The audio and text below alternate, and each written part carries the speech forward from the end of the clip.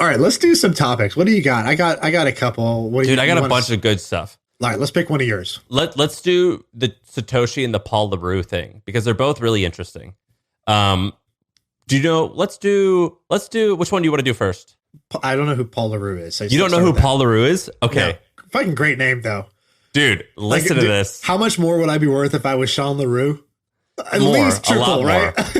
And how much more respect would I get? He's also African. He's from South Africa, I think. So, Ben, you're nodding a little bit like you know who this is. Is that true? Yeah, I know who Paul Le Roux is. He's kind of like, who's the guy we were talking about that you knew? Ross Ulbricht. He's kind of like if Ross had been as crazy as everyone thought, but actually like 10 times crazier. That's Paul Le Roux. Paul. Whoa. Yeah. I don't know. All right, fill me in. Who's this guy? All right. So he's based. All right. So Paul Le Roux, he's this big old fat disgusting guy. He's like imagine like Jabba the Hutt. Yeah. Imagine like, have you seen South Park where they're like playing video games and there's that fat guy on the computer who's like eating Cheetos and like, yeah. He kind of looks like that. He's just a total slob, but he's this computer whiz. Yeah, Google him. He's like disgusting, and that kind of fits the personality of the whole story. And there's this great book that I'm reading. It's called Mastermind. It's about him, and basically this guy always like kind of wanted to take over the world. And in around like 2002, 2003, 2004, he started this company called RX Limited, which basically sold Viagra and a couple other like Schedule II drugs. So like no like. He was able to sell some opioids, but not like the famous ones, things that are considered Schedule II, which is just one below between Schedule I. And he created this company called RX Limited. And in like 3 or 4 years, it netted him hundreds of millions of dollars in profit. Wow. And do you remember years ago when you would get an email and it said like, hey, we sell prescriptions, click here. Like, do you remember that like years and years ago when you were in high school and grade school?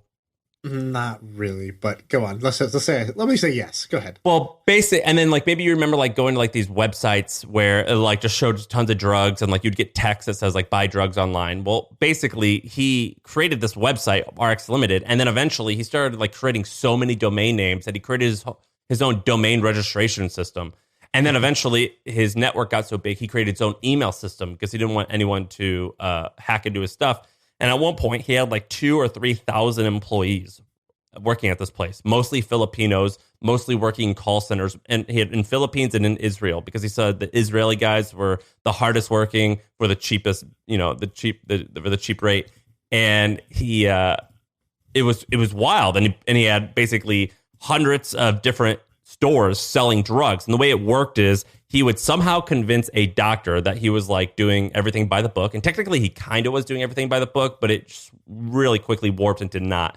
But basically he had all these doctors in America in like Minnesota, Kentucky, Florida, like these relatively small doctors. And like, hey, we're a telemedicine service. Can you fill some of the prescriptions that we're doing?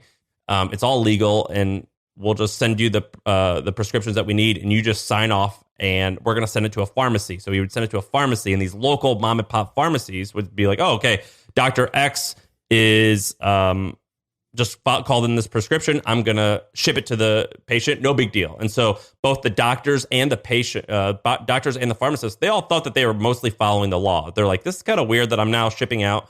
I'm like a mom and pop pharmacist and I'm shipping out like 2,000 orders a week. Like, that's weird, but I have no reason to believe this is illegal. Right. And eventually it did become highly illegal where like it was just like you didn't need to see any doctor to get any of these prescriptions. And at one point he was selling like 80% of all online drugs in America. It was something large. Ben, am I missing anything?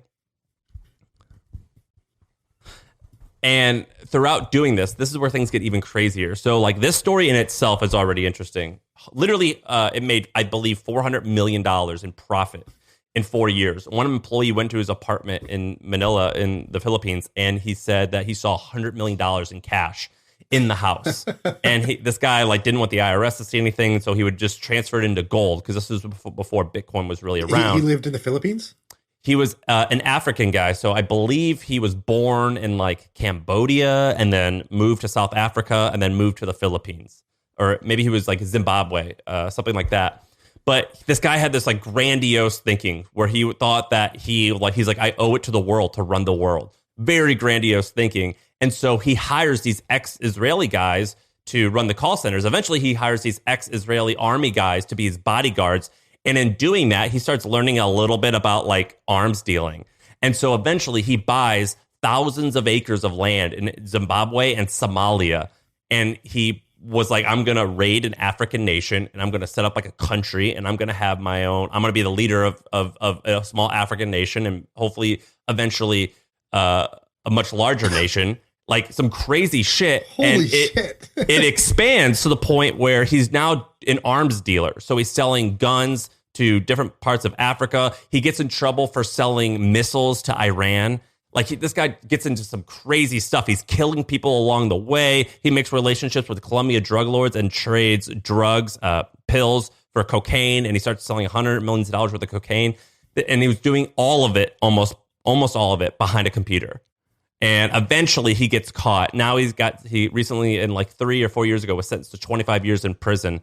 And that doesn't include what he's convicted for in the Philippines. So after he gets out, if he gets out, he's going to go straight to the Philippines. In the U.S. or he's in the U.S., but because he's like basically a drug lord, they won't say where he is. And so you can online, you can barely find any pictures of him other than one picture of his mugshot. And that's the only pictures that the one where he looks like really big, that's his mugshot. That's the only picture that I've really seen of him recently. And the guy, it's one of the craziest books I've ever read. And what I started talking to you about Satoshi because a lot of people think they're like, well, I don't really, there's not a ton of evidence that shows that he invented Bitcoin, but he was talking about like creating a digital currency early on. When he was arrested, Satoshi quit blogging. And you could read a lot of this guy's emails, and that's really interesting. And that's kind of how I got to the other topic of Satoshi, where you can like read all of his old blog posts. But this guy, it's incredibly fascinating. He would have been an awesome business person had it not been for, going the wrong route. But it's a crazy book. What was in the emails? You just see him commenting with people. So he was actually like a really good writer for a little while. And he even, this guy is so interesting. He wrote guest posts, I believe, for the Washington Post under a pseudonym, talking about like the future of money and like all these weird economic stuff. But he was somewhat eloquent, but in person he was brutish. He was an asshole. He was disgusting. They would go to McDonald's and he wouldn't even talk to his employees. He would kind of tell them to F off. He wasn't very pleasant to be around. And but in the emails he wrote pretty nicely, actually. What are you gonna say, Ben? They found 500 pounds of cocaine on his yacht when it crashed, which was worth like $100 million. And he also owned a logging business in Somalia. At one point, he was like, I'm going to create a business that will fend off. So basically, all the Western countries driving through Somalia, if they want the pirates not to talk to them, I'm going to be the go-between. And I'm going to get money from them, and I'm going to pay the pirates off and take a little bit of profit. He owned that business. He also was in the mining. This guy did, like, at one point, the DA, the district attorney of, I believe, New York, said, we think this is the most dangerous and powerful man in the world. And all of it was done on the computer. And he was very early in all this. Like, he's very kind of in the same ballpark as a lot of the crypto guys. And like some of his ideas, even though he was a criminal, were like totally on point with the Bitcoin stuff. So it's super fascinating. Yeah, there's an article that says how the case for why he might be Satoshi. I haven't read it yet, but when you're talking, I just pulled it up. You say he did it all behind a computer, and my research on this is old. I was looking at this story like a year ago, but don't I remember a story about him like throwing someone off his yacht and having people shoot them in the water or something like that? Yeah, but in that particular story, he wasn't there. But he did kill. A lot of people think that he did kill one. So throughout this, Shaan, he had his hitmen. He had hitmen that are now arrested, and they like kind of are spilling the beans. He had hitmen that would kill people, and there are a few occasions where they think he actually is the one who fired the bullet. So he did travel. So he would go to Africa. He would go here, but the guy had like 3,000 employees, and most of the employees had no idea who he was. And even there'd be times where he'd be managing. So basically, he had 2 Israeli brothers running this call center in Israel with like 300 employees, and they had never met Paul. And Paul would talk to them via email, as employees. And it's kind of like interesting because like anonymous work is something we've talked about, but that's pretty much how it was. So some of his employees had no idea who he was. So in a sense, it wasn't all behind a computer, but a lot of it was behind a computer.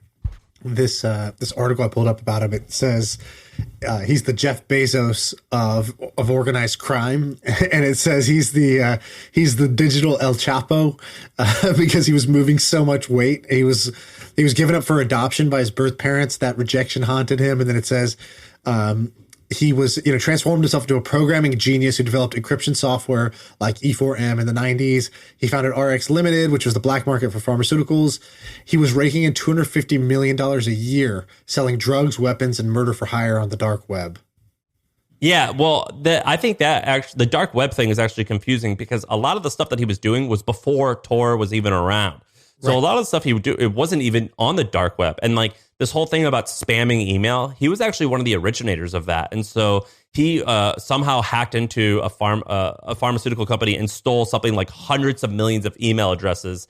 And he would spam these guys like crazy. And the reason why he bought all these domain names is a domain would get banned, then he would switch a domain. So it was incredibly complex what he did. And he, before he turned to the dark side, he founded he built like a small open source product that helped encrypt things. And it eventually turned into this thing called TrueCrypt, which I actually think that thing is big. But so like the guy was pretty genius. He was amazing. It says his first murder was he took his head of security. He said, "Hey, come to my house in the Philippines and dig a hole. I'm going to bury a safe filled with millions of dollars." And then the guy dug the hole and then he shot him with the machine gun right after that. That was his first taste of murder. And then there's another story where they took a guy out into the ocean and they go, "Hey, let's just have a talk on our yacht." And they throw the guy in the ocean and they drive away. So he freaks out and then he comes back and he shoots all next to the guy. And he goes, "Oh, no, just so you know, I didn't miss. I'm just trying to keep the sharks away because I want to talk to you. And I need to know, are you stealing from me? And if you tell me quickly, I'll kill you now. If you don't tell me, I'm just going to shoot you in your leg and I'm going to drive off." Wow. And so like the guy was really hardcore. Yeah, he makes, whatever, the Wolf of Wall Street look like a small puppy. This guy's insane. Okay, wow. Never heard of this guy either. How'd you hear about him? How'd you find out about him? So when I tweeted out that I love like crime books, and I think I had just finished, I forget what I had just finished, but someone suggested this book called Mastermind. And it's by this journalist that worked at Wired magazine. And I've been reading this book and it's freaking crazy. And even though this guy, what he did was wrong, it does like actually inspire me to like live a more adventurous life. Well, I'm like reading this and I'm like, why? I'm the same way. I'm like, why am I so fascinated by this? Like, this is why I don't like watching Wolf of Wall Street. I'm like, why does this excite me so much? Like, I'm beginning to normalize this in my head and think this is okay. I can't watch this anymore. But I do think that there is a thing where like I need to have a little bit more adventure. You could use it for good, but I read it and I'm like intoxicated by it. Do you get that way? Yeah, I think that's why people love movies about, prison breaks, or they love it about bank heists, and like why people play, video games that have violence in them. It's like there's definitely like a part of us that, this stuff appeals to. And like, if you can get that outlet by just reading the book or watching the movie or playing a video game, like good, because, it didn't translate in that kind of deep rooted desire for like, either adventure, thrill, power, whatever it is, doesn't have to like spill into your normal life then. Yeah. And it like inspires me a little bit in the sense of like, man, living life on the edge is crazy. I don't want to go to prison, but you should just add that to your bio. Top inspirations: Pablo Escobar, Paul Le Roux, Ross Ulbright. Yeah. So, but your heroes. And one of the reasons why it's interesting is the cool thing about criminals online is that you can read their correspondence. So like when they arrested him, he had his computer open. And so they were able to like see a bunch of stuff. And I really love that this era about criminals and how you can like see it happening. And that got me interested in these Satoshi posts. So basically, if you go to like, if you just Google like Satoshi, the guys created Bitcoin. If you go to Satoshi blog post, I was reading all of his blog posts, and what I found to be really fun is you go to his first blog post where he talks about introducing Bitcoin, and you can go to the forum is still up. And I spent about an hour looking at all the people commenting on it and Googling all of them and seeing what they're doing and what they're up to. And you could see them like reply like, "Hey, Satoshi, this is actually a really good idea. I've been tinkering with this. I went ahead and purchased 500 Bitcoins just to try it out." You know what I mean? It's really fascinating. The first few comments, I think, weren't I think if I remember correctly, the original comments, like, it's not like this thread blew up and people were instantly like, genius, you know, this is a breakthrough, this is a genius idea, right? Like, that's not what. No, it was like, this is cute. Right. And so like literally the first comment. So, you know, there's, you know, Sepp Halsberger says, great stuff. This is the first real innovation. So this guy recognized it for what it is. This is the first real innovation in money since the Bank of England started to issue promissory notes for gold in the vaults, which became banknotes. I believe an open source currency has great potential, a bit like Google has become the default search engine for many of us. And then there's some people who are like, you know, I have questions about how it works. And then there's like Hal Finney, who I think Hal Finney got the first transaction, like Satoshi sent it to him. And I think he had the most questions about it, which is why some people think Hal Finney was Satoshi Nakamoto. And I think he was also the first one to like write out the total addressable market for it. I remember reading that one time where he's like, well, if this got adopted, like, you know, each one of these coins is going to be worth like over $1 million, right? And he like broke down why, which is like, you know, it's hard to even discuss that now. Today, that sounds weird. Imagine 2009, you're on a forum and, you know, somebody posts this thing about how they're creating, you know, the new world money. And you're like, well, you know, that means this little random thing that I could go mine on my computer. You could just send me 5,000 of these right now. Like, yeah, each one of those could be worth $1 million. And to me, that was really impressive. The people who saw it for what it is, which is like, you know, a true innovation, something that's great, something that could catch on. I'm pretty blown away by that. Me too. I think it's amazing. When I read it, I feel inspired. And I think that's why I got obsessed a little bit with Paul Le Roux, is like just these people who just have this self-belief and vision, even if it's like a horrible vision, and go out and like do it. And they're in the depths of the internet. It's really interesting. And I've been reading all of the Satoshi's forum posts and just seeing these, just like, you can click and see these guys' profiles. Like, they're wearing fedoras and like Crocodile Dundee hats. Like, they're the nerd, the guys who like I would dismiss and be like, oh, what do you know? Like, okay, nerd, like you're smart, but like you're just outlandish. I can't believe anything that you're doing. You read this and they're incredibly thoughtful and they like are taking it seriously right off the bat. And I admire that. And it's a really, really fun thing to read. Yeah, I think it's on the, you know, I think there was like a forum. It was called the P2P Foundation or something like that. Was the original forum that this was on. It was like a Ning forum or something like that. And so, you know, the people who hang out in these types of forums, right, they're obviously like pretty hardcore, either into peer-to-peer, into cryptography, into these different subjects. And so, you know, hanging out at the fringes, hanging out. I gave a talk recently for a bunch of people in the Midwest. They like zoomed me in and they were like, we just want you to talk to our group. And one of them asked, they go, you know, you said something about like surrounding yourself with interested people. How do you do that? Like, what do you actually do to do that? And I basically told him, I go, I'm a pretty like normal person. Like, I like catchy songs by Katy Perry. Right? I don't have like great music taste. I like, if something's in the top 40, I'm like, oh, that's pretty good. You know, like, it's not like I have this like this nose for the next big thing, but there are people who have that. That's their superpower. And so I used to make fun of those people because every time they would do something weird, I would be like, oh, weird. And then I'd point out how weird it is. And I would kind of laugh at it. And they didn't really care because they weren't trying to be cool anyways. Like, I remember in college, the guy who lived next door to me, this guy Tofik, I walked in, he was like playing a video game, like StarCraft or something like that. And he like turned to talk to me and the game kept going. And I was like, are you even playing? Like, this is a computer?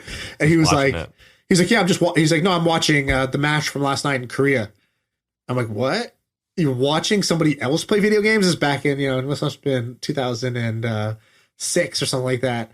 And he's like, yeah, I'm watching a recording of this match that happened in the Korean server. And I'm like, dude, say 5 more lame things like, you know, than that. Like, I'll give you $100 if you can say tell me you're a virgin without telling me you're a virgin. Yeah, exactly. I was just like, oh, okay, like never coming in this room again.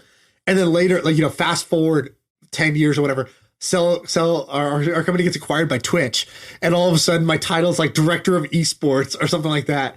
And he calls me. He's like, you motherfucker. He's like, oh, Mr. Esports now, huh? And I was just like, yeah, dude, it's a big thing. You know, you were on top of it. And like, I sort of, you know, was embarrassed because like it was so true. I was making fun of that behavior. And then sure enough, that becomes like such a, like a billion, it was a multi-billion-dollar idea. I was watching other people play video games. And so I've kind of learned the hard way many times of making a fool out of myself on that, where like now when I hear something weird, I'm just immediately like, let me pull up a chair. So tell me, like, why do you do this? Do other people do this? How often do you do this? Like, and the weirder it is, the more I want to lean into that phenomenon, because I know like it's just a matter of time until I discover that this is a totally normal behavior. It's like, oh, you only drink Soylent for all your meals? Like, oh, interesting. Is there a community of people who do this? Yeah. We're called, whatever, biohackers. There's a subreddit with like tens of thousands of us. Like, oh, interesting. You can start to see that the future is already here. It's just not everywhere. And like, how do you get closer to the future? You just find people who already live in the future, do weird stuff, and then you don't judge them. In fact, you just like have the opposite reaction I used to have.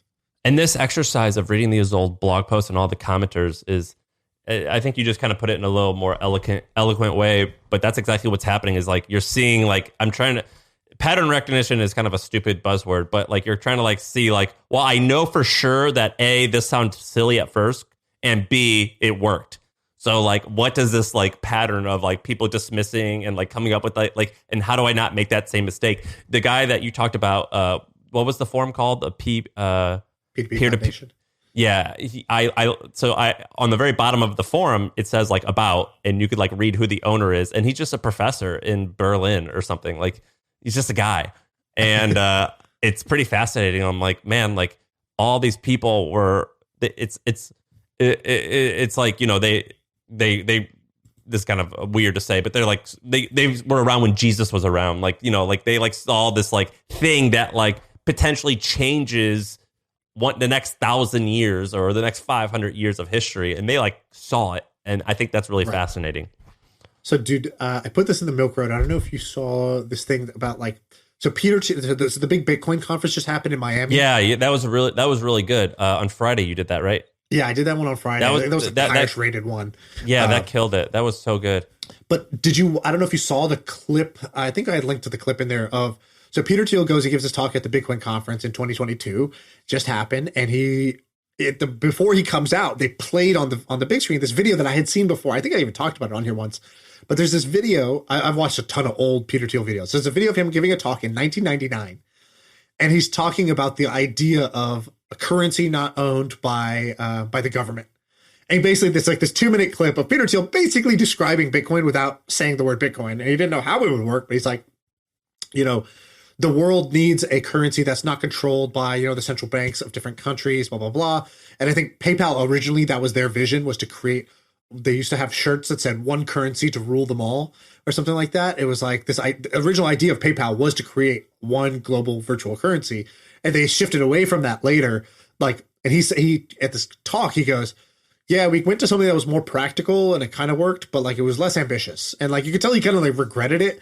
Which is like before we wanted to create our own financial system, and then like we settled shit got on really PayPal. hard, and we settled on PayPal. It's a payments network that like it works with your existing bank, with the existing dollar currency, and to send to somebody else's existing bank. So we're just like a funnel to like funnel money through. And like, yeah, that was cool, but like, man, this other thing was the big idea, and Bitcoin kind of proved that was the big idea, later on. But him giving that talk in 1999 to me is so crazy. Like that's one of the greatest like calls I've ever seen of just calling it with what's going to happen and why it's going to happen. And in that talk, he's like, this currency will live on your cell phone outside of a bank. Smartphones are going to be a thing. And then you think about it, it's like, 1999, man, iPhone came out in 2007. So he's predicting smartphone. He's like, we're already seeing the adoption of smartphones in Finland. And he also said he gave a 5-year term, and you're like, it was 10, but he got it right. Yeah, he's like He's like, there will be 1 billion smartphone devices in the next 5 years. It took 10 years, but like 1 billion devices. Like there was never a billion user product. Like there weren't 1 billion people who had computers ever. There weren't 1 billion people. I don't even think that used televisions.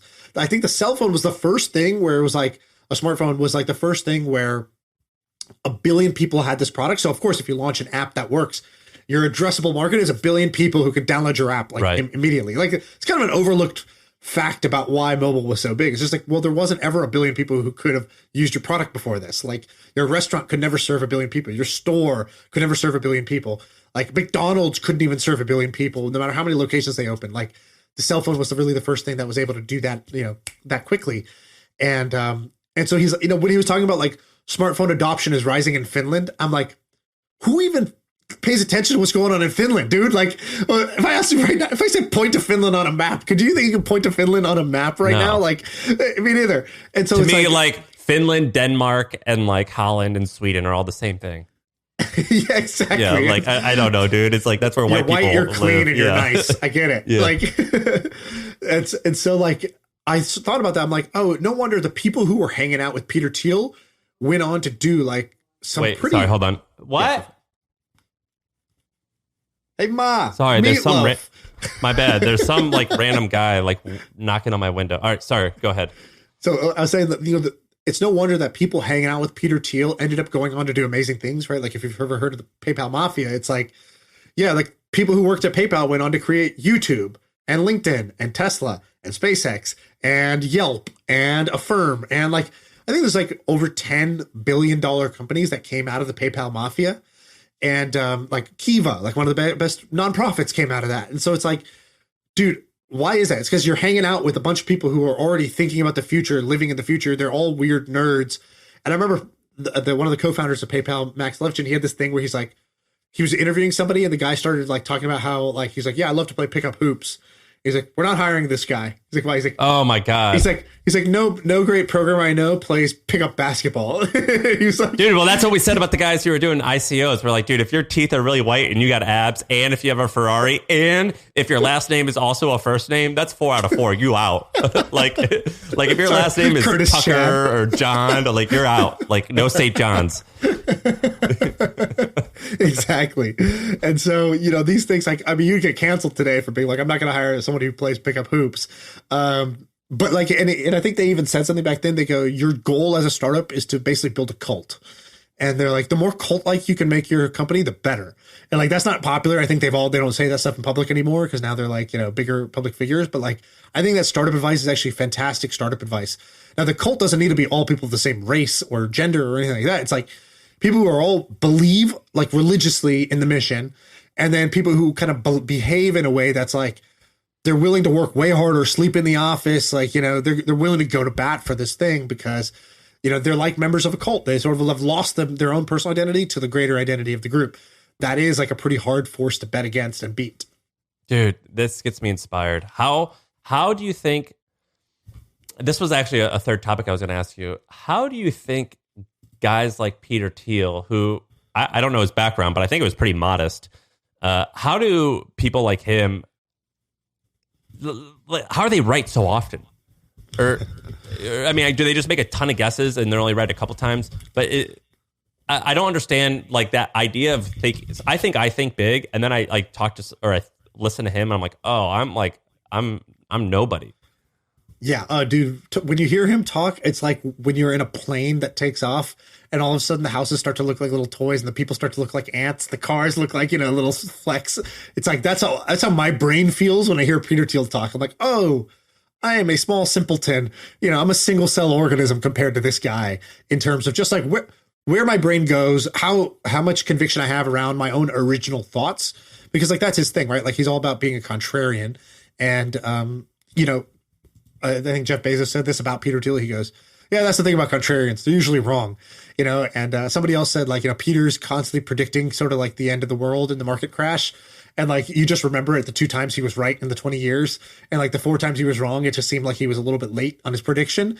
And so I think there's definitely something to like, being wrong a bunch, but it's like it's more like when you're right in a major, major way.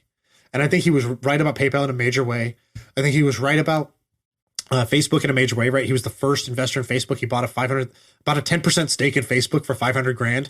All right. So like that was the best investment of the decade, I think, like at that time. And so, he was right in a major way about that. The last time he kind of went on tour, he was right about 2 very contrarian things. One was Trump, where all of a sudden, like, he was the only guy in Silicon Valley that was like publicly supporting Trump, spoke at the convention, was like, we need Donald Trump to be president. And at the time, it was sort of like Donald Trump was the underdog. He was not supposed to win. And like Peter Thiel picked that horse pretty early. I thought that was kind of impressive. And like also he gets off on it being contrarian, you could tell. And then the other one that he was right about was when he created the Thiel Fellowship. So he basically went on stage. Which was laughable at first. And he had this talk where he goes, university, college education is a bubble. It's the greatest bubble since the housing crisis. This is right after the housing bubble popped. He's like, the next bubble is college education. And people are like, who goes against education? Like, go ask 100 out of 100 politicians, parents, anybody who's not pro education. And like, he was the first guy to be like, college education is a complete bubble. And he explained why it was a bubble. That like, people go for basically this like certificate. He goes, it's an insurance product partially. He goes, it's an insurance for, parents to buy for their kids so that they don't fall through the cracks of society. He said it's like a certification product. You don't go there to learn, you go there to get your certificate. So he was calling out college, and then he created the Thiel Fellowship, which was kind of a genius move because he put up, I think at the beginning, $2 million. But that $2 million was like $200 million of free publicity for himself, because he made it bold where he's like, not just like, here's an alternative to college for people who don't want to go. He's like, well, explain what it is. He came out, he goes, I will pay you $100,000 to drop out of college. And it's like, oh shit, like, keep this man away from my children. Like, it was like seemed like a not good thing to do. And then he explained why. He's like, college is a complete bubble. But then how did he get his money back from that again? I think he invested in the projects. I'm not sure. Well, for example, Ethereum came out of that, which is a $300 billion product, which is kind of ironic because he never claims victory on it. And in fact, at the Bitcoin conference, he kind of shit on Ethereum, which is a bit weird. So, I don't know why I would think he'd be taking a victory lap, because like Vitalik being a Thiel fellow was like the total validation of the Thiel Fellowship. But I think Figma came out of that too. I invested in owner.com. Owner.com? You ever see that company? I know about it. Yeah. He's one of those guys. And about 2 or 3 more. I've invested in about 3 of them, maybe. Yeah. I heard kind of mixed things about the program itself, but like, there's no doubt like good stuff came of it. Like if just Figma came out of it, the program was like a win, like that's a $10 billion Figma company. Came out of it? Yeah. Damn, dude. And so, and there's many others. There's a bunch of other winners that have come out of it too. But like, so this guy's like been, contrarian and right many, many times. It's very impressive to me. It's more impressive to me than people, like, obviously he's very successful, so it's not even like that or success. But if you just showed me one person who's very successful and then another person who is like an original thinker who's right when they go against the grain, damn, I have a lot more respect and admiration for the person who went against the grain and had an original thought that was right. Yeah, and it's inspiring. I was reading today, and it said that this is like kind of a weird tangent, but Jared Kushner. All right, Jared Kushner. Yeah. So who is he? He's married to the Trump, or his brother is married to the Trump. So there's Jared and Josh. Josh is the younger one. I think he's like 35. He's married to a model, and he runs Thrive, which is a VC thing that's like immensely successful. His brother is Jared, who I forget his title in the White House, but he was like Trump's right-hand man. And he's married to Ivanka. Right? Yeah. And like a lot of people think he's evil. He probably is a little bit. He kind of has like a skeleton vibe to him, like a Skeletor, the villain in He-Man or whatever it was. So he's like kind of has like a vibe to him. But he just announced that like a few months after leaving the White House, he founded a $3 billion private equity fund. And like, regardless, you put politics aside, like it. Crazy that's just like your thing. Like you ended that. You ended one. Like when I end a job, I take like a lot of people take like a 3-week vacation and they go start another job that's like 20% higher in salary and a little bit better title. And like he just like was like, oh, I've got some free time now. I'm gonna like, beep bop boop, just do this thing. It's just a $3 billion fund. And like I find that to be, it's the same thing of like I feel like an ant and you are not that. You know what I mean? Yeah, exactly. I know exactly what you mean. It does beg the question of like, why do I not go bigger? And also, is there a reason that I don't go bigger? Like, is there a reason, Sam, that you don't go create a $3 billion private equity fund? There's two reasons. The first is fear. So like it is scary to do that, to like raise like to raise outside Fear of failure. Yeah, to raise outside money and fuck it up. That's bad. But number two, I do think that there is, I don't know if Peter Thiel has this, but Elon Musk for sure has this. Did you read that article in the New Yorker or New York Times where he describes his life? He's like, basically, he was talking to the interviewer and he was starting to cry in the interview. And he's like, you don't want to be me. Yeah, he basically said, he's like, I missed my brother's wedding. He was like, I was about to miss it, but I flew in at the last minute. I saw it, immediately got on the plane. He was like, there was like a time a few weeks ago where for 5 days I didn't leave the factory. I didn't see the sunshine. I don't see my children. I had a birthday, but no friends came and said happy birthday to me because I was running around the factory, and like I'm lonely and I'm pretty sad, to be honest. And frankly, death, I look forward to it as a way of relief. That's like what he said. He said all that? Yes. And Jesus Christ, like Elon. the whole death thing might have been, bro. Take a nap. Just do it. Just try it. A little advice. One brother to another. Take a nap. Well, and it's like, so I think there's one aspect where it's like, well, I don't want to like be this like the slave to this computer and the machine, like F that. And I want to live life. But I do think that and I haven't formulated this thought entirely. I do think there's a world where you can go big and have some work-life balance, though, actually. So do you think that's true? Yeah, of course. Of course it's true. You just got to decide your terms, right? Like, and as soon as you decide those terms, watch, you'll figure out a way to make it happen, or you'll find people who make it happen.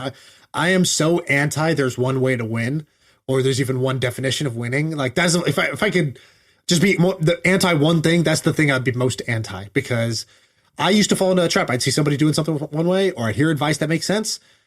And then I'd kind of like, and it's like later in life, I found the counterfactual. It's like, wait, but this guy doesn't do that. Wait, that lady did both, right? Like, so hold on. If both is an option, then I'm taking both every day of the week. It's only when I accept that both is not an option, I fall into this trap of misery of around picking one or the other, right? Of like lifestyle and like, you know, ambition. So I definitely think you can do both.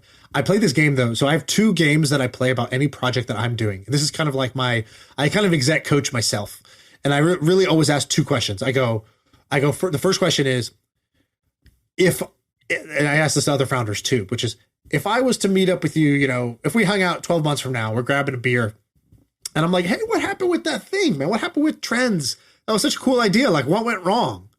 What do you think is the most likely thing you're going to say in that moment where you're like, dude, here's what, you know, here's where we messed up, or here's what we turned out. Here's what we thought that turns out was wrong. So it helps you identify the riskiest part of your business, either the riskiest assumption you're making, the thing you need to go validate, or the risky path that you're going on where you're cutting off other options, or you're not, you know, you're really leaving yourself, you know, one move away from failure. So I always ask that question. And the way, I don't know why, like, if you just ask somebody straight up, like, what's the biggest risk in your business? They answer it one way. It's like, but this other way, I think people can relate to, which is like, if I see you a year from now and we're just grabbing a beer, hanging out, it's like, let's just presume already it's gone wrong. What was the cause of death? You know, like, what do you think was the reason that so that's one. The second one, a game we played yesterday with the Milk Road, it's called the why the fuck aren't you game. And it's basically, it's like either why the fuck are you or aren't you, which is like, what part, if I was just an objective person looking at what we're doing, would I say, why the fuck are you guys doing this? Like, why aren't you hiring somebody to do that? It's taking you 5 hours a day. And like, you should totally, could you not find somebody to do that part? Or like, why aren't you at this Bitcoin conference? Like, aren't you building a crypto product? Like, shouldn't you be at this event? Like, there's just like this series of like, why are you or why aren't yous? And it's like, why the F aren't you? Which kind of distills it down into like, what's the obvious good idea or bad idea? Like, good idea we're not doing or bad idea that we are doing, that I would criticize about ourselves. And we both came up with a list of like 3 things, and it became like, oh, wow, we should just correct those now. Rather than like, so then what's your answer? Why aren't you going bigger? Assuming that you're not going big, which is not a fair assumption, but for the sake of the discussion. Yeah. So I wouldn't say, why am I not going bigger? Like the Jared Kushner question, you mean? Or the questions I was asking just now? The Jared Kushner question? Because I want to have, you know, enough.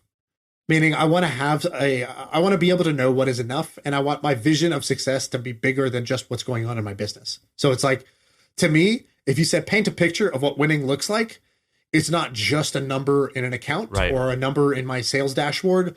It's like I talk about this all the time. It's this perfect Tuesday. It's like my normal day is perfect for what I want. And that includes like, just like right after this, I'm going to go work out with my trainer in my home gym. Like that's a part of my perfect Tuesday. And if my business then requires me to not have time to do that, and I'm like getting fat or whatever, or it doesn't provide me enough money to be able to afford that, then it's not winning. Right. It's like, you know, being able to like take my daughter to swim class, like things like that. Like those are part of what winning looks like to me. And so I'm just not going to like deviate from that. The only thing I question is not, why don't I go bigger? It's, is this picture the picture I really want, or is this outdated? And do I need to update it? You know, and like, that's the thing I find myself being like, oh man, I haven't updated this picture in a while. Or there's just like a gap over here where I don't know what I want. What would it feel like to know what I want? Okay, let me figure that out. Ben Wilson tweeted out, it's a superpower to know what you really want. Right, Ben? And that was that the tweet? Yeah. I really think that's... What did you see or hear that made you tweet that? So what I saw is that I've had a bunch of people reaching out to me recently. And the people who are like, hey, I'd love to connect, I get so annoyed with. I'm like, you just dumped something on my plate for me to like figure out, which I just don't want to do. Whereas the people who are like, hey, I really love what you do. I'm also a podcaster. My podcast is this size. I want to get it to this size.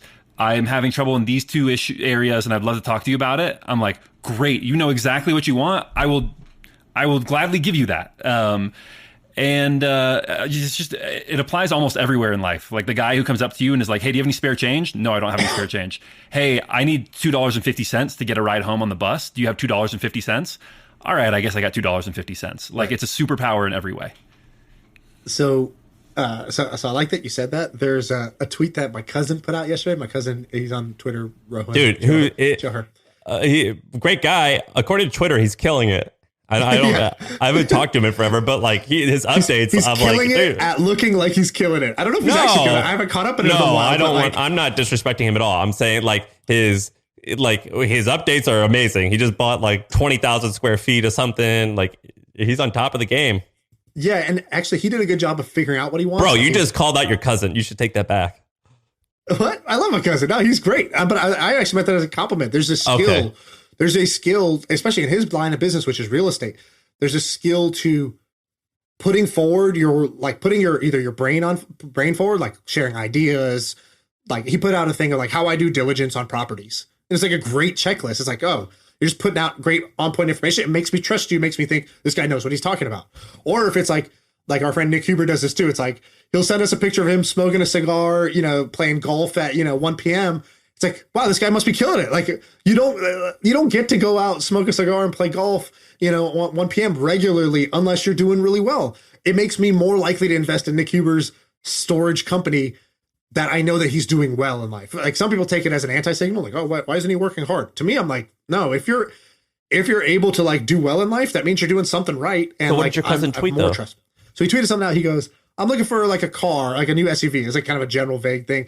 And so he like defined it right afterwards. So specifically, he goes, the experience, the user experience of a Tesla, the size of an Escalade, he goes, with enough room for 3 car seats and a pair of golf clubs. And I was like, first of all, isn't there just a more fun way to look for a car? Like just to kind of imagine really what you want and like sink into the vividness of like just having it. And not like worrying about like, well, Tesla doesn't make a big car like an Escalade. No, fuck that. I'm not grounded in reality. I'm living over here in my reality of what I want. And he's got 1 kid. So I'm like, 3 car seats. All right. He's planning ahead. Like that's good. And I just thought it was a great example of like specificity. So to me, a lot of people are vague in general when they should really be being specific. And then the opposite is also true. Sometimes people are like, man, I don't know what I want specifically. And they get tied up in a knot because of that. And my trainer had a great framework for that. He goes, you got to know when to be general and when to be specific. He goes, if you sometimes you will tell you need to be more specific with what you want. That means like the type of description my cousin gave about like, the lifestyle. Right. That what he described as a car is not just a car, it's a lifestyle. And then the second thing is like, when do you be general? So my trainer, I was like, well, what if I don't know what I want, right? Like if he said, what's your body goal, right? His personal trainer. I'd be like, well, I don't really have a picture. Like, I don't know if I want to, like, I could say, oh, I just want to have like a 12 pack, but like, I don't even know if that's true, right? I'm like, I don't know exactly what I want. And he's like, cool. Just imagine satisfaction. He goes, just first get to a place of feeling satisfied about it where you're not stressed about it anymore. He goes, relief is a very powerful emotion. Satisfaction is a powerful emotion. He goes, most people feel relieved one time a day, and it's when they poop. And he goes, and now people bring their phone in and they're not even paying attention. They miss it. They miss out on the one moment of relief they were going to have that day. He goes, so I get good at feeling relief. I want to practice feeling relieved and satisfied, because once you get good at feeling relieved and satisfied, you know what things you want. You're faster to figure out what things you want that will lead back to that emotion. And like, you're just better at being satisfied from a meal or a workout or whatever it is, these daily things in your life. He goes, and so we made a deal. It's like, I'm going to be relieved more times than I poop today. And it's like, that's the goal. That's the first goal. Hilarious. This is all from your trainer? Yeah. What a smart ass dude. By the way, to talk about what your cousin's doing on real estate, I've talked to a bunch of these real estate guys. And I'm friends with a lot of them. Keith Wasserman, Chris Fort. Is that his name? Fort? Yeah, I think so. Nick Huber, Moses Kagan, your cousin's getting in there, the strip mall guy. So there's like 10 of them that are like really popular, maybe 20. And I see the returns. They're really good. And the fees that they charge are crazy high. But like, who cares? It's I'm in Nick's Huber thing. It's a huge fee, but like I'm getting a good return, so I don't care. This is one of the coolest things that's happening on Twitter right now is these real estate people are just crushing it all through Twitter. It's pretty amazing. I think some of them have shared that they bring in like tens of millions of dollars of investor money just off of people who are like, I'm a fan of your Twitter. Yes. Which is like, that means if you're in real estate, like, do what my cousin's doing, do what these guys are doing, like up your Twitter game, because it is going to lead to more deals and it's going to lead to more investors in your fund that you don't have to go knock on doors for. It's way easier to just tweet out stuff than it is to go like do 1 hour calls and seminars and webinars and in-person meetups trying to like schmooze for $1. Well, I have no idea how big Nick Huber, this is Nick Huber from Sweaty Startup. I have no idea how big his portfolio is, but I wouldn't actually be surprised if it was over 9 figures. And I bet you if it is, most of it came via Twitter. Yeah. I don't know if that's, I don't know exactly, but I agree with where you're headed there. And also, that's also the one reason I haven't invested in a lot of these guys is because the fee structure, like, which might be to my detriment, but like one thing I don't fundamentally like about real estate fees is that they all make this like 2-3% like acquisition fee. Yeah. Which like, you will buy like a $50 million thing and it's like, wow, so you just banked $1 million in your pocket just for buying the thing, which leads you to an incentive, which is go buy more shit. Instead of being like really discerning between like a great property and a good property, it's like just go accumulate. And like I think Nick has a little bit of a different strategy because he's got a kind of like a template now of like he buys the self-storage thing, he cuts out a bunch of the labor, he adds in these automations, and so he like has a playbook of how to add value that I think not every investor says they have. I don't think they really have it. I think Nick actually does a great job of that. But like in general, I would say one reason I've shied away is because I dislike this incentive mismatch where like you're incentivized to take my money and go buy something because you get money today that's guaranteed. That is not linked to your returns. It's only linked to your returns over a long period of time. And by then you've already banked these acquisition fees 15 times over by the time we figure out if these were good deals or not. And I have no idea if they're killing it because they're skilled, although all the people I had named, I've talked to, they appear skilled, but I'm a novice. But also, they just happen to be in the game like starting 6 years ago, and we're going through like the greatest like boom in real estate. Yeah, so like of course they're killing it. But the numbers are. I mean, I'm an investor of Nick, and I see the returns. I'm like, oh yeah, dude, I'll give you more. But I have no idea. By the way, if I was Nick, I would do exactly what he's doing. I charge the highest fees I can, and be like, you're still getting a great return, correct? All right, fantastic. If you can go beat that return somewhere else, I invite you to do it. Which is like, he's not as upfront about that, but like, I would do exactly what he's doing. So I don't knock him for that. I think it's what I would do if I was in that position where I know I can generate great returns. But like on my side, I hesitate as an investor in that sort of thing, but maybe that's to my detriment. Do you want to do more topics or do you want to save yours for Wednesday? Let's do a couple ideas. Right. I think people like ideas. If you made it to the end of the episode, congratulations. All right. So let me pitch you 2 ideas real quick. One I'm calling copy my trip. Okay, Right. so I'm booking a vacation right now, taking the family on a vacation. Great And idea. Great name. Thank you. Came up with it myself. Yeah. Oh, even the business idea. I thought you meant the idea of a family vacation. So I'm like Googling. I'm like, okay, listen, I want to go to Hawaii, for example. So I'm like, all right, I want to go to Hawaii. All right, which island? I don't fucking know. Okay, which resort? Oh God, here we go. Got to figure out which resort. And like, it matters. Like, it's gonna change my experience if I go to the wrong place or the right place. But like, and then all the details in between. Like, okay, so if I take my kids, what do I do? Do I rent a car? Do I get car seats? Do I take the shuttle? Do we go on this activity? Is that age appropriate? And so what I want is, my wife follows all these influencers on Instagram that are like mommy influencers. And when they buy something, she's like, that's a good thing. I'm going to buy that thing too. And like, cause she's like, look, we have the same taste. And like, these people, they're not like, they kind of are promoting things that are like, they have a good track record. Like, so she's like bought a couple of things that look good and they paid off. So she's like, now has more trust in them. I don't get why they can't, or maybe they do this. I don't know. But like, I don't get why they're not just saying, copy my trip. You want to go to Disneyland? Literally click this. And like, here's the like full itinerary of like, we fly into this airport. We take this transportation to this hotel because it's great for families for these reasons. We buy this thing, whatever. And like, I just get their whole trip that I can copy. And then they have basically like a TikTok or like Instagram story version that I can just browse it to be like, oh yeah, this looks fun. I want to do this. Like, when I went on Expedia and I'm like, this is awful experience. It's overwhelming. Like, here's an overwhelming list of 100 options ranked in 5 different ways. Then I click the fucking thing. I don't know if the reviews are real or not. I'm looking at the photos. They don't have all the photos. It's like it's a static photo from like a fucking airplane above the resort. It's like, dude, I just want to see like someone walk into the room and be like, oh, this is really nice. The bed's good. There's space over here. And like, oh, this is cool. They give you breakfast every morning. Like, check this out. Like an Instagram story, right? So I just think that there should be a thing called Copy My Trip that anyone could do. It'll create a profession of basically professional travelers, like people who they go find the best path of how to have a trip to, Bali or whatever. And like, Sam, you might follow somebody who's got like a fitness oriented angle where Right. it's like, oh yeah, they want to like go, this person likes Airbnbs versus hotels. So I like align with them. And then it's like, they went and trained at this gym and got Muay Thai classes when they went to Thailand. Like, that's awesome. That's the type of trip I want to have. So I'm going to just copy their trip. Dude, or, I'm like, on use board it with as a that. springboard. We could do it. We do it for trips and weddings. Whenever I like saw my wife like working so hard on this wedding, I'm like, dude, just find someone else and just do the exact same thing. No one will know. Who cares? Or her younger sister's getting married, and I'm like, dude, just do exactly what we did. It was great. It was an awesome wedding. And of course, obviously they don't like that, but I'm just like, yeah, just do the exact same thing. We all had a great time, right? Bachelor parties, exactly. Yeah. Birthday parties. I want to copy your work, which is like, it's Pinterest, but just like the whole thing strung together. So how and you my would just lifestyle.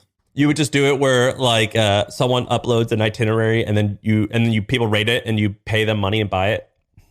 Yeah, exactly. So you don't even have to buy the trip. Like, just by doing the trip, those people get paid mad money from affiliates. Like, if I book that resort because this person said this resort is awesome, I'm going to get a kickback of like all the things that they recommend. Now, That's pretty there's some interesting. perverse incentive, but like everybody kind of offers a kickback. So I think you can basically, through affiliates, you could monetize this pretty heavily for the creator themselves. What you could do is you could say, it's not about like, creator, you just recommend what you genuinely recommend. We're going to take the entire pool of affiliate fees and then pay it out based on whose trip got copied, even if that hotel doesn't have to pay you to like promote Right. them. You know what I mean? I would do something like that. Where are you going? Hawaii. Oh, that's cool. And you haven't found This like is not a nice, fictional example. This is a real example. and you haven't been able to find a No, I'm trip like, just- so first I went on whatever Expedia and I was like, oh God, miserable. Don't want to do this. Okay. What else could I do? Okay. I could tweet this out. Then I'm going to get a bunch of recommendations.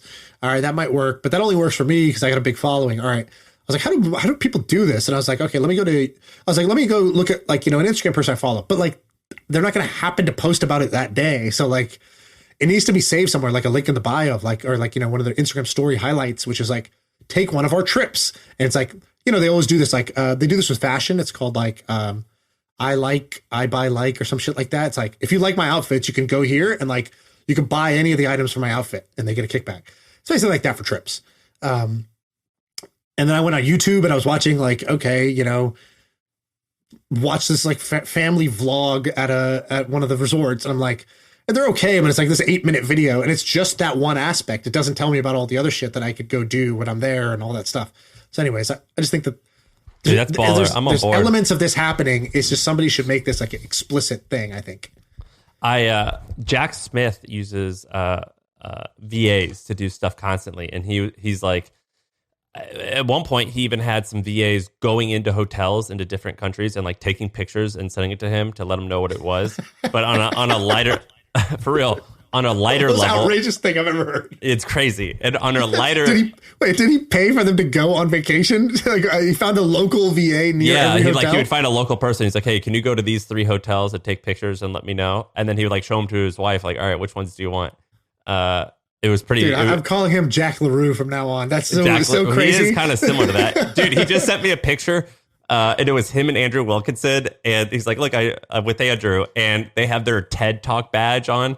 And so they're clearly at TED together. And I was like, oh, how funny. And Jack's awesome. Yeah. And anyway, he does this all the time. And it's actually really interesting. And there's this company called Flight Fox. Do you know what Flight Fox is? Is that like where you'll just, is it like somebody will book it for, it's like is it a travel agent, or is it the one where you're like, I just want something, give me like the best deal? Like, no, which one is it? It's amazing. So I have no idea how they make this work. So basically you go to Flight Fox and you always have to click the button that says you're traveling for business. And then you select like, I want to go around this, I want to go this day and I want to come back on this time. Or you can even say, I want to go around this time. And then you like leave like notes, like I've got a budget of blank, or I only want first class, or I have to be back for a wedding. So I have to make sure there's backup flights. And someone on the other end pops up and goes, hey, what's going on? I'm here to help you. And it's a real person. And they go and they find 5 to 10 different flights that fit what you want. And then you finally say, all right, this itinerary looks good. Or you could even reply and be like, this one actually, I had a change of plans. I've got to change this, this, and this. And they'll go and find flights for you. And they find the cheapest ones and they know where to search for them. And they only get paid until after you book the flight. And they just take a $50 fee. I have no idea how they make money. And then, like when I was in Portugal, my flight got canceled. So I just logged on and I go, hey, the flight you booked was canceled. Can you address it, please? And they call for you and they wait on hold for you. And then you just pay them $50. It's amazing. Wow. I have no idea how this makes money or how they can make that work. Yeah. Get it while it lasts. It's awesome. $50. That's amazing. That's like, I think I told you about this thing I did once, mopoints.com. It's our good buddy Ramon's good buddy. Oh, Mo. Yeah. This was like one of the best things I did. It's like I booked this call with him. And so you go to mopoints.com, just like mopoints.com. And basically it solves the problem of like, what credit card should I get? And so you just call this guy and he's like, all right, look, like, again, you could just Google what credit card should I get? Guess what? You're going to get like the most SEO optimized blog post in the world, because they can make so much money off referring credit cards. And you don't know if you're really getting the real deal. And so I just called this guy 30 minutes and he was like, all right, tell me about what you spend on and tell me what you want. Do you want to travel like a baller? Like, he's like, look, I travel first class worldwide just off this. He's like, I'm not rich. But I use points to do it. Here's how. And I was like, yeah, I want that. And so he's like, cool, get the Amex Gold. He's like, you're going to get 4x points on all your Facebook ads for your e-commerce thing. You're going to get one for you, one for your wife. So now you're going to get like 2 million points or whatever, like in the next year. He's like, then to travel, you just do this. You get transfer points. Like, don't book within their points portal, because that's what I used to do. I used to go to my points thing and be like, rewards, flights. Oh man, I get like half a flight for all my Chase points. Like, no, you need to transfer to travel partners. And then there you need to like, check this sick. Out. You use like KLM to fly, here, and here. And he's like, just call me when you want to book. He's like, for now, buy the Amex Gold, start racking up your points. When you want to book first class worldwide, just call me again. And I was like, dude, I feel so taken care of. This was like the best money I've ever spent. Just in terms of the relief of like, I'm in good hands, right? Like the real Allstate, I'm in good hands is fucking Mo from Mo Points. Dude, I'm a fan. I like these businesses. I like the model of these things are typically monetized through affiliates, but instead you're just going to pay and I'll give you a more honest answer. I like that idea a lot. Yeah, exactly. Me too. I think it's great. And people should go sign up for that thing. Cause if you spend a significant amount on like for your business, it's like, it just makes financial sense to like optimize that. So you're either going to get the best cash back, Like, I found out, if I use this Bank of America Platinum Honors cashback card, I get 2.6% back cash back, which is like way higher than anybody else gives you. Does that mean it basically adds 2% to your bottom line? Yeah, exactly. Like I take so 2.6%. Like yeah. So if you're spending, $100,000 a month on ads, which is like very common for e-commerce, just to use a round number here, you're getting $2,600 a month back, just straight to your bottom line, right? Like that just makes sense. Or you can reinvest that. A 5,000 person company or like BCG who sends people all around the world, do they just have like a bank full of like points? I don't know what they do. I actually asked my previous startup this. I go, what do we do with all the points we collect? Who gets to use those? And I think they said that they just cash them. They just do the cash back basically, or they just convert them to cash, which is like not the most efficient way to use it, but like, for it's the fair way to do it. And they just like, keep it. I was like, who keeps it? Yeah, let me get Where is this money? I used our points at the hustle, and I flew first class like twice a month. It was sick. And then when I sold the company, I didn't have that perk anymore. I was like, damn, I got to pay for a flight for the first time in 4 years. It sucks. That's how you got to negotiate that in. I kept them. I got to keep all the points. We had like 1 million points, but I didn't get future points. Gotcha. All right. That's it. I'll save my other ideas for the next one. And you got a crime baby. Yeah, I know. All right. Thank you.